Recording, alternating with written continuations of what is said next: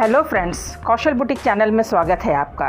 आज के इस वीडियो में मैं बात करने वाली हूँ डीप नेक गले के कंधे गिरने की समस्या के बारे में। जी हाँ, फैशनेबल डीप नेक गला तो काफ़ी अट्रैक्टिव लगता है, लेकिन कंधे गिरने की समस्या जो है उससे हम परेशान होते हैं। तो आज मैं 5 ऐसे टिप्स की चर्चा करने जा रही हूँ जिसे अगर आपने अपनाया तो ये समस्या कभी भी नहीं आएगी। अगर आप मेरे चैनल को पहली बार देख रहे हैं तो इसे सब्सक्राइब ज़रूर करें और लाइक और शेयर तो बनता ही है। तो चलिए चलते हैं टॉपिक की ओर। एक ब्लाउज़ की कटिंग देख लेते हैं। सामने मेज़रमेंट दिया हुआ है, ये 36 साइज़ का ब्लाउज़ है।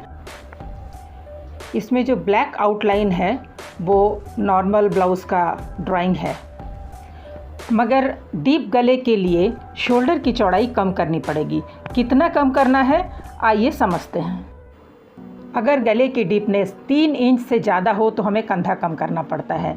हर इंच के लिए 1/4 इंच माइनस होगा। अगर 4 इंच का गला है तो 1/4 इंच कम कर दें, 5 इंच का है तो एक और 1/4 कम कर दें। इस तरह से हर 1 इंच गला बढ़ाने के लिए 1/4 इंच शोल्डर कम होता जाएगा।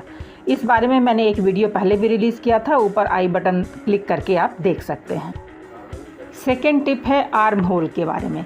आर्म होल भी गले की तरह हर 1 इंच गले के डीपनेस के साथ साथ कम करते जाना है। यहाँ आप डायग्राम में देख सकते हो, जो रेड लाइंस है, रेड लाइंस बता रहा है कि किस तरह से एक 1/4 कम किया जा रहा है हर गले के साइज़ के लिए। यहाँ पर गला जो है वो 12 इंच तक मैंने दिखाया है। तीसरे टिप में हम लोग देखेंगे लूजिंग। जनरली जब हम ब्लाउज़ बनाते हैं तो उसमें 1 इंच की लूजिंग देते हैं, उसके बाद स्टिचिंग के लिए मार्जिन रखते हैं। लेकिन अगर आपका गला 6 या 7 इंच से ज़्यादा डीप है तो हर इंच के साथ लूजिंग आप 1/4 इंच कम करते जाएं।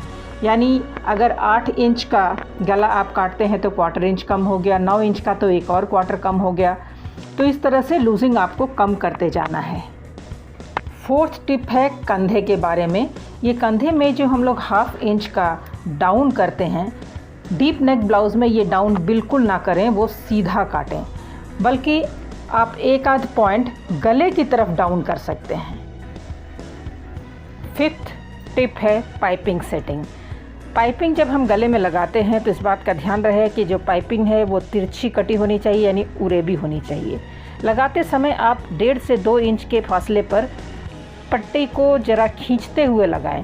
ध्यान रहे ब्लाउज़ का पल्ला जो है उसे नहीं खींचना है, जिस तरह से मैं दिखा रही हूँ पट्टी को खींचना है। उरेबी पट्टी को हल्के हाथों से खींचते हुए लगाना है। आप देखेंगे खुद ब खुद गोलाई आ जाएगी। अब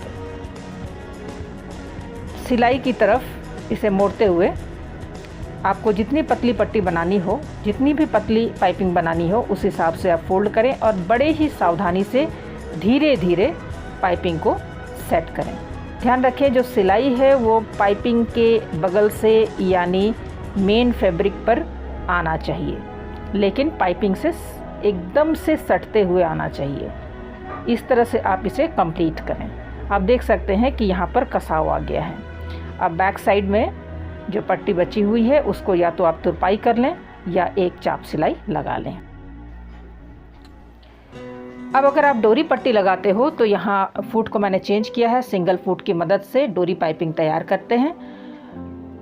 तो इसमें भी उरेबी पट्टी ही है। आप हल्के हाथों से पट्टी और डोरी दोनों को खींचते हुए, हल्के हाथों से खींचना है, दोनों को बराबर खींचते हुए डोरी पाइपिंग तैयार करनी है।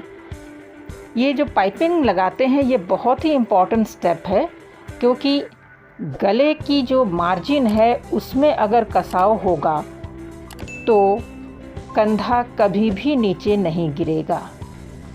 इसलिए पाइपिंग लगाना, सही ढंग से लगाना, ये बहुत ही इम्पॉर्टेंट टिप है।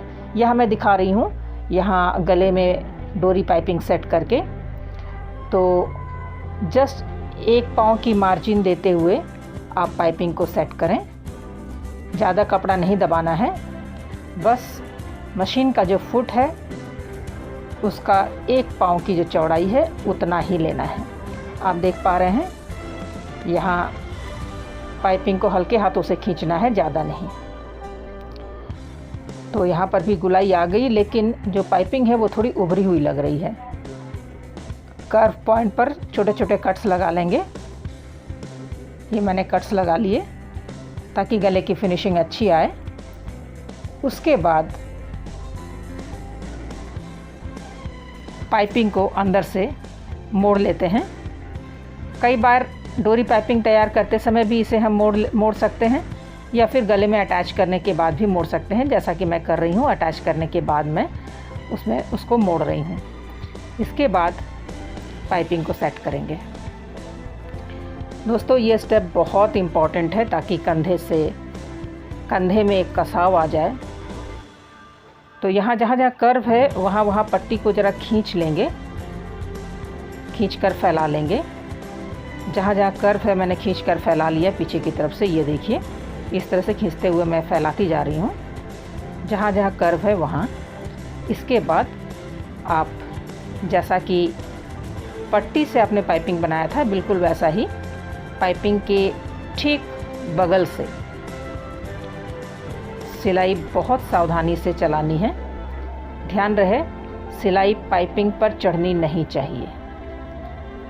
ठीक है, इस तरह से धीरे धीरे सावधानी से सफाई के साथ पाइपिंग के बगल से ये सिलाई चला देनी है। इसके बाद पट्टी को बिठाने के लिए या तो तुरपाई करें या फिर एक और सिलाई 1/4 इंच या 1/2 इंच के मार्जिन पर डाल दें। ये मैंने डाल दिया। अब मैं आपको दिखा रही हूँ कि गले की चौड़ाई जो है वो किस तरह से आई है। ये है गले की चौड़ाई जो अभी भी फैली हुई दिख रही है। अब क्या करना है कि डोरी पाइपिंग को हम डोरी निकालते हुए खींचेंगे। ये देखिए, मैंने डोरी निकाल दिया। हाँ, डोरी निकालते समय हाथ से आप दबाव बना करके रखें। अब इधर से मैं भी डोरी निकाल रही हूँ, ये खींचते हुए, हाथ का दबाव बनाते हुए। अब मैं दिखाती हूँ कंपेयर करके गले में किस तरह से फिटिंग आई है।